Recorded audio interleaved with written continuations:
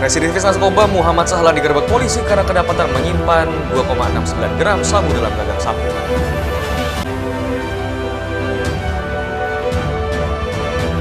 Seorang pendaki yang meninggal akibat kelelahan saat turun dari Rinjani berhasil dievakuasi tim SAR.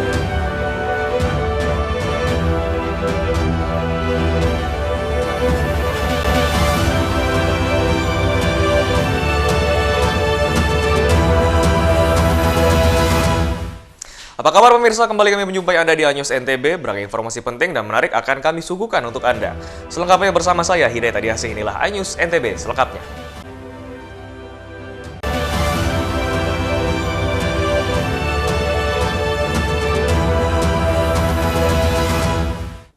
Residivis narkoba Muhammad Sahlan digerebek polisi karena kedapatan menyimpan 2,69 gram sabu di dalam gagang sabu rumahnya.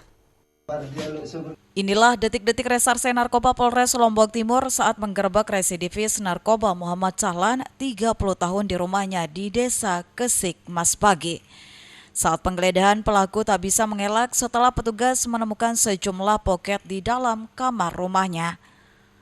Untuk mengelabui petugas, pelaku menyembunyikan barang bukti 2,69 gram sabu di dalam gagang sapu. Setelah penggeledahan, pelaku langsung digelandang ke Mapolres Lombok Timur untuk menjalani pemeriksaan lebih lanjut. Dari tangan pelaku, polisi menyita sejumlah poket sabu dan alat konsumsi sabu. Kasat Narkoba Polres Lombok Timur menegaskan dari catatan polisi pelaku merupakan residivis kasus narkoba tahun 2016, divonis 8 tahun di Pengadilan Negeri Dompu dan bebas bersyarat pada bulan April 2022. Jika kita melakukan penggeledahan di dalam kamar yang bersangkutan, tepatnya di sebuah sapu dimasukkan di gagang sapu, dimasukkan sebuah plastik warna hijau, kemudian di dalamnya terdapat 2 paket sabu-sabu. Setelah kita lakukan penimbangan, beratnya 2,69 gram. Atas perbuatannya, pelaku dijerat dengan pasal 112 dan 114 Undang-Undang Narkotika dengan ancaman pidana paling singkat 5 tahun penjara. Dari Lombok Timur, Ramli Nurawang, iNews melaporkan. Berikut informasi lainnya pemirsa, seorang pendaki Abdullah 40 tahun yang meninggal akibat kelelahan saat turun dari puncak Gunung Rinjani berhasil dievakuasi tim SAR, di mana korban dinyatakan meninggal saat beristirahat bersama 4 rekannya di lokasi antara pos 2 dan juga pos 3 jalur pendakian Gunung Rinjani. Jasad korban Abdullah 40 tahun warga desa Rempung, Kecamatan Pringgasela, Lombok Timur dievakuasi oleh tim SAR gabungan dibantu warga. Korban awalnya ditandu oleh 4 rekannya dari tempat kejadian hingga bertemu dengan tim SAR gabungan yang membantu melakukan evakuasi. Korban berangkat mendaki Gunung Rinjani pada hari Senin 11 September dan turun dari puncak pada Selasa 12 September 2023. Namun saat istirahat di antara pos 2 dan 3 jalur pendakian, tiba-tiba korban tak sadarkan diri dan kehabisan napas, diduga akibat kelelahan hingga dinyatakan meninggal. Hari Selasa tanggal 12 September 2023 pukul 18.00 kita menerima laporan dari keluarga korban bahwa ada keluarganya meninggal di antara pos 2 dan pos 3. Setelah itu kita menurunkan personil 12 orang. Unsur yang terlibat dari unit SAR Lombok Timur, Damkarmat, BPBD, TNI Polri, keluarga korban dan warga setempat. Kalau terkait dengan kronologis kematian korbannya seperti apa sih, Bang? Korban mengalami kecapean. Setelah itu istirahat, setelah dibangunkan sama rekan-rekannya, tidak ada napas. Setelah berhasil dievakuasi, jasad korban sempat dibawa ke puskesmas untuk menjalani pemeriksaan dan selanjutnya dibawa ke rumah duka di Desa Rempung, Kecamatan Pringgasela untuk dimakamkan di lokasi pemakaman umum desa setempat. Dari Lombok Timur, Ramli Nurawang, iNews melaporkan. Kita beralih ke Lombok Utara, pemirsa. Pemilik lahan bersama warga segel salah satu hotel di Gili Trawangan, Lombok Utara lantaran diduga tidak bayar sewa lahan. Namun akibat dari tindakan tersebut, yang bersangkutan harus berurusan dengan pihak kepolisian. Inilah aksi puluhan warga yang melakukan penyegelan terhadap salah satu di Gili Trawangan, Lombok Utara. Aksi yang dilakukan oleh Safari Mahdan bersama warga ini dipicu dugaan pengelola hotel tidak membayarkan sewa lahan kepada pemilik. Safari Hamdan mengklaim lahan seluas 13 are di lokasi berdirinya hotel tersebut merupakan miliknya. Namun akibat tindakan sepihak tersebut dan membuat suasana kegaduhan dan kepanikan karyawan hotel, ia terpaksa harus berurusan dengan polisi. Kita kontrak kerjasama selama 20 tahun. 20 tahun itu ada memang pihak ketiga mau mengontrak.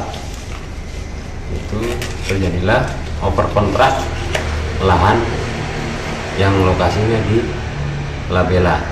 Saat ini pihak ketiga menguasai lahan tersebut tanpa mau kerjasama dengan pihak pertama atau membayar kontrak sewa lahan tersebut. Aksi penyegelan hotel sempat diwarnai pengusiran terhadap sejumlah karyawan, bahkan tamu mancanegara di hotel tidak diperbolehkan menginap meski semalam. Akibat tindakan sepihak tersebut, pengusaha hotel WNA asal Aljazair membuat laporan dengan membawa kelengkapan dokumen kepemilikan dan bukti-bukti penyegelan. Hotel El Abela membuat laporan polisi. Kita sedang melaksanakan penyelidikan di mana adanya laporan polisi dari Labela, sehingga kami melakukan yang pertama identifikasi, kemudian kami melakukan pemeriksaan terhadap saksi-saksi. Selanjutnya akan kami lakukan tahap berikutnya, yaitu gelar perkara di mana akan kami lakukan penyidikan. Demikian informasi awal, perkembangan nanti kami informasikan kembali. Dalam laporan polisi, Safari Mahdan bersama beberapa warga disebutkan merupakan pelaku penyegelan hotel di Gili Trawangan. Kisruh klaim kepemilikan lahan hotel ini masuk dalam areal kawasan GTI. Dari Lombok Utara, Hari Kasidi, iNews melaporkan. Kami akan segera kembali, tetaplah bersama iNews NTB.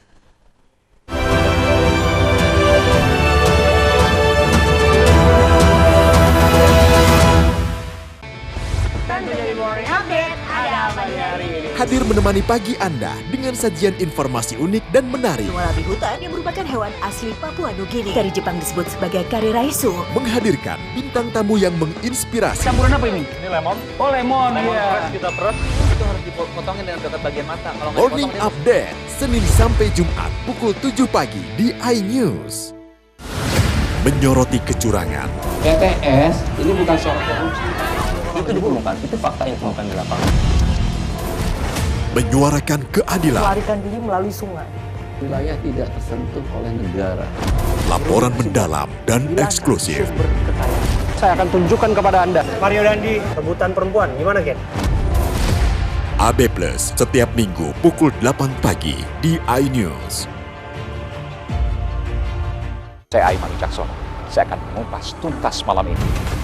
Saya mendapatkan kesempatan secara eksklusif. Bismillah, walaupun itu teman. 4 miliar dalam 1 jam itu nggak sulit. Betul. The Prime Show with Aiman setiap Rabu pukul 8:30 malam. Saya Prabowo Revolusi, kita berbagi cerita. Rupanya konspirasi itu ini. Oh iya. Apakah jadi capres? Kita setuju. Sebetulnya saya ini untuk menjadi presiden, saya harus siap. Konspirasi Prabu setiap Rabu pukul 9:30 malam. Mengupas makna dan tafsir Al-Quran bersama ulama terkemuka tanah air. Kaumum min kaum khairun minal yadis suflah. Nggak bakal bisa dibayar oleh dunia dan seisinya. Jelas, lugas untuk kehidupan sehari-hari. Di antara yang merusak hati adalah buruk sangka. Wa aqimus shalah wa atuz zakah. Itu pun sejajar dengan jihad fisabilillah. Cahaya Hati Indonesia, Sabtu dan Minggu pukul 12 siang di iNews. Selamat datang di iNews Today. Lengkapi pagi Anda dengan update informasi terkini. Apa penyebabnya? Apakah karena aspal? Ruas jalan ini ambles membentuk lubang. Boleh nggak sih dikasih senjata? Nggak boleh. Saya punya Di bawah supervisor. Kita akan langsung bergabung bersama Giselia Nurrahman. Sejumlah bahan pokok mulai mengalami kenaikan. iNews Today, setiap Senin sampai Jumat pukul 10 pagi di iNews. The great events and programs in September. Rangkaian turnamen BWF World Tour 2023. FIBA World Cup 2023. AFC Under 23 Qualifiers 2024. European Qualifiers 2024.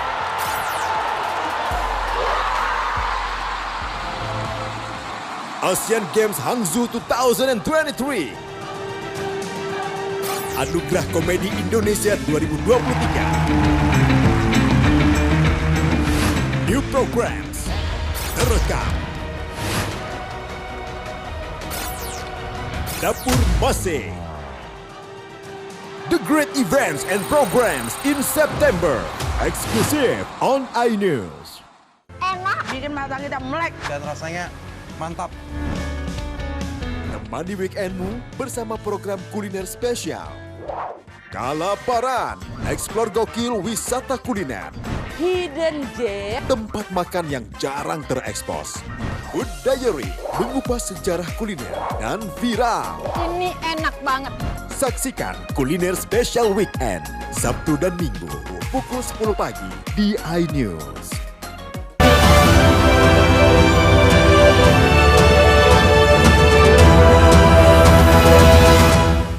Terima kasih Anda masih bersama kami pemirsa. Mobil operasional milik Rumah Sakit Umum Daerah Sumbawa mengalami kecelakaan tunggal, sementara sopir dan petugas RSUD dievakuasi ke rumah sakit untuk mendapatkan perawatan medis.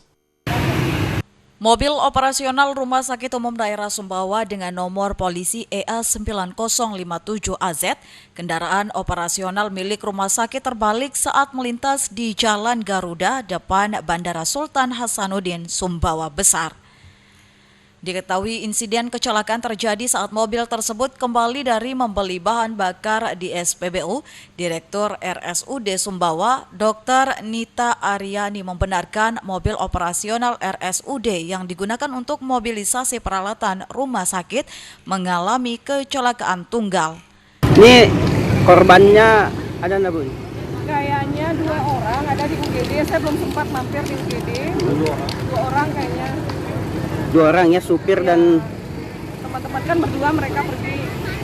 kondisi terkini mereka. Nah tadi saya kontak UGD, mereka sedang persiapan di ronsen dulu. Yang satunya karena saya lihat pakai spalek nih. Ini mobil apa, Ibu? Ini kendaraan operasional. Operasional ya. Kendaraan operasional untuk mobilisasi oksigen dari sini ke Sering atau dari Sering ke sini gitu.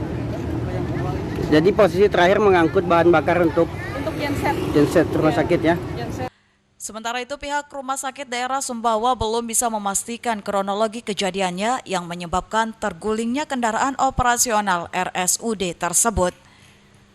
Saat ini pihak kepolisian dari Satlantas Polres Sumbawa sudah berada di lokasi untuk mengurai arus lalu lintas sambil menunggu proses evakuasi kendaraan. Dari Sumbawa, Topan Iswandi, iNews melaporkan. Sementara itu pemirsa, Dinas Perdagangan Provinsi NTB tegaskan selain pengaruh musim dan pola tanam akibat kemarau panjang, kenaikan harga beras juga dipengaruhi oleh terbatasnya beras impor dari India. Memasuki bulan September, harga beras medium di NTB masih tinggi di angka Rp10.900 per kilogram, sedangkan untuk beras premium kini merangkak naik dan bertahan di angka Rp13.900. Naiknya harga beras berdasarkan data milik Dinas Perdagangan NTB disebabkan tidak hanya oleh pengaruh musim kemarau panjang pada tahun ini, tetapi juga disebabkan sejumlah faktor lain, diantaranya pola tanam petani, serta terbatasnya volume beras yang masuk ke Indonesia. Di mana sebelumnya Indonesia kerap mendapat kiriman beras dari India yang kini tidak lagi mengimpor beras ke Indonesia. Terkait kondisi ini, Disdak NTB bersama Dinas Ketahanan Pangan dan Bulog akan berkolaborasi melakukan operasi pasar untuk menjaga kestabilan harga beras di pasar tradisional dengan pertimbangan stok beras daerah yang tersedia. Memang saat ini kita mengalami kenaikan harga beras dan pemicunya memang tidak bisa kita hindari ya, yaitu cuaca atau iklim kita. Kemudian penyebab lainnya juga adalah karena kebijakan dari India yang merupakan pengekspor beras terbesar. Ternyata mereka pun juga mulai memprotek stok keamanan negaranya dan itu berdampak ke kita karena memang kita mengimpor berasnya juga dari India. Saat ini harga beras di pengecer naik rata-rata Rp1.000 per kilonya. Selain itu di pasar tradisional, para penjual juga mulai mengeluh kesulitan mendapat beras dari Bulog. Dari Mataram, Rizka Anjani, iNews melaporkan. Pasca insiden kebakaran hebat Pasar Karangbongkot Labu Api Lombok Barat beberapa waktu lalu, nasib para pedagang untuk kembali berjualan di pasar tersebut hingga saat ini masih belum ada kejelasan. Para pedagang di Pasar Karangbongkot Labu Api Lombok Barat yang direlokasi oleh Dinas Perindustrian dan Perdagangan setempat, di lokasi sementara hingga saat ini belum ada kejelasan untuk kembali berjualan ke pasar tersebut. Selain itu, para pedagang juga masih kebingungan karena barang dagangannya tidak bisa diselamatkan saat kebakaran dan terpaksa kembali meminjam modal puluhan juta rupiah untuk kembali berjualan. Kepala Desa Karangbongkot Lalu Suhaimi menegaskan kerap didatangi warganya ke kantor desa untuk difasilitasi pertemuan dengan pemerintah kabupaten. Namun tidak ada kejelasan dari pemerintah terkait penanganan pasar tersebut.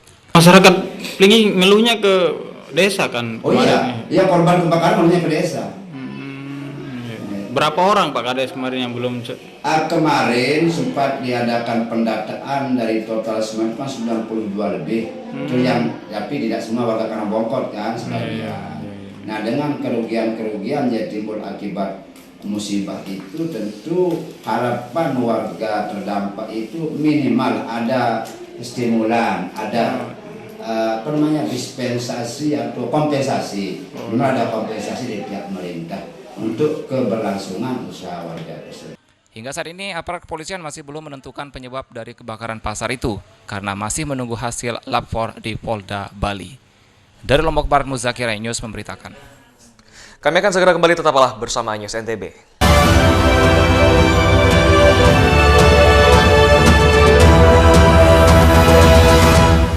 Saya Aiman Wicaksono. Saya akan mengupas tuntas malam ini. Saya mendapatkan kesempatan secara eksklusif. Bismillah, walaupun itu teman. 4 miliar dalam 1 jam itu nggak sulit. Betul.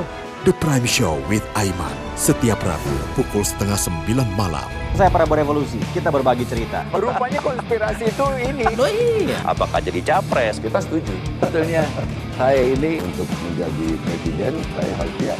Konspirasi Prabu, setiap Rabu pukul 9:30 malam. Menyoroti kecurangan. PTS ini bukan soal korupsi. Itu ditemukan, itu fakta yang ditemukan di lapangan. Menyuarakan keadilan. Melarikan diri melalui sungai.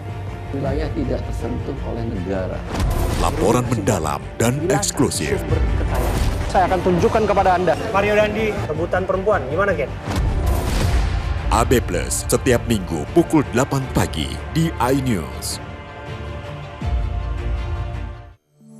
Hai, namaku Grini. Grini mau ajak teman-teman untuk menjaga bumi kita tercinta dari kerusakan.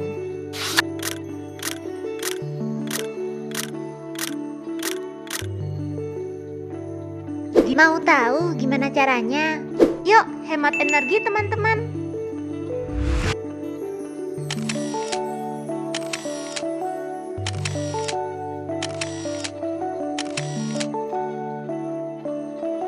Kurangi penggunaan plastik sekali pakai.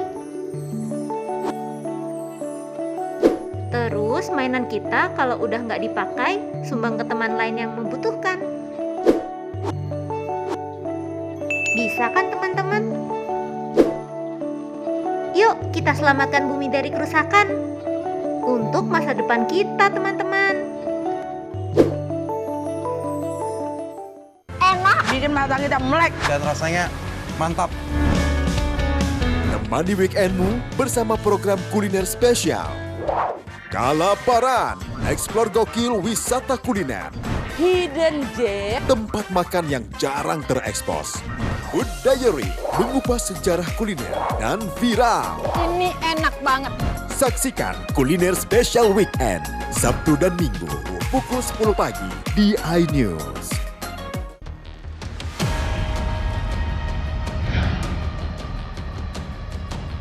Beragam kejadian yang sulit terlihat. Mengulas detik-detik kecelakaan, aksi kejahatan, serta momen lucu warga plus 62. Saksikan terekam bersama saya Brigadir Marcelina hanya di iNews. Kompilasi berita olahraga paling top dan sensasional, baik dalam dan luar negeri. Kamu menyaksikan Top Sport bersama saya, Sanjuna Karamai.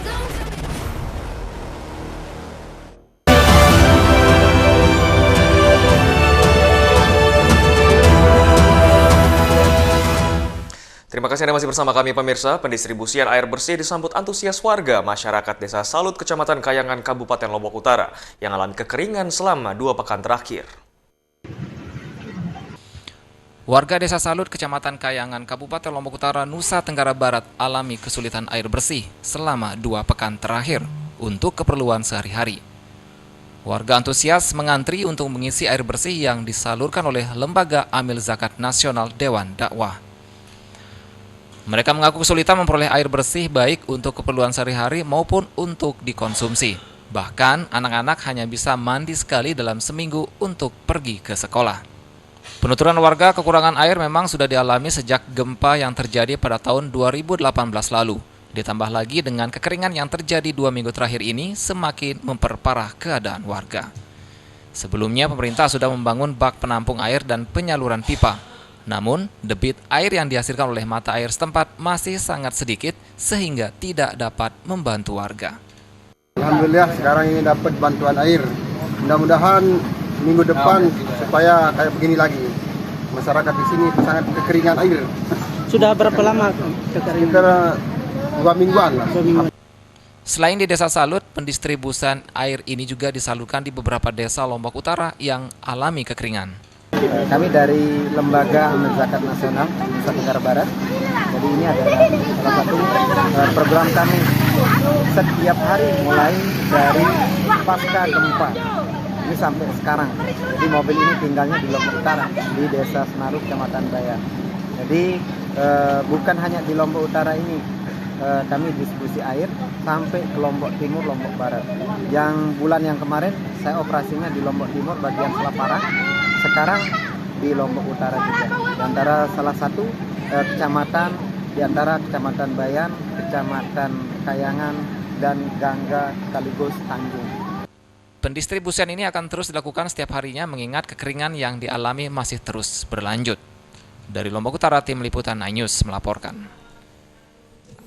Partai Perindo serahkan santunan klaim KTA asuransi kepada korban kecelakaan yang merupakan salah satu anggota partai, di mana santunan tersebut diharapkan dapat membantu mengurangi sedikit beban keluarga almarhum. Partai Perindo menyerahkan klaim KTA asuransi kepada keluarga salah satu anggota partai yang meninggal dunia karena menjadi korban kecelakaan di Dusun Bebak, Desa Kopang Rembiga, Kecamatan Kopang, Lombok Tengah. Anggota partai yang bernama Moh Zainal yang berprofesi sebagai penjual gorengan diketahui mengalami kecelakaan pada Selasa malam lalu, sementara Zainal telah terdaftar sebagai anggota 2 minggu sebelum kecelakaan. Diwakili anggota Partai Perindo Dedi Irawan dan Rahmatullah, klaim KTA asuransi diberikan langsung ke istri korban di kediaman almarhum. Sementara itu, pemberian klaim asuransi sendiri merupakan salah satu program partai. Santunan diberikan bagi pemilik kartu tanda anggota atau KTA Perindo, diberikan asuransi bagi anggota yang mengalami kecelakaan baik luka-luka atau meninggal dunia. Selain memberikan santunan, anggota Perindo juga bersama masyarakat sekitar mendoakan almarhum dan keluarga yang ditinggalkan. Kami ini dari pengurus Partai Perindo Kabupaten Lombok Tengah menyerahkan santunan kepada keluarga dari almarhum Muhammad Zainal Niki, dan kami dari keluarga besar Partai Perindo Kabupaten Lombok Tengah mengucapkan ikut berbelasungkawa, berduka cita.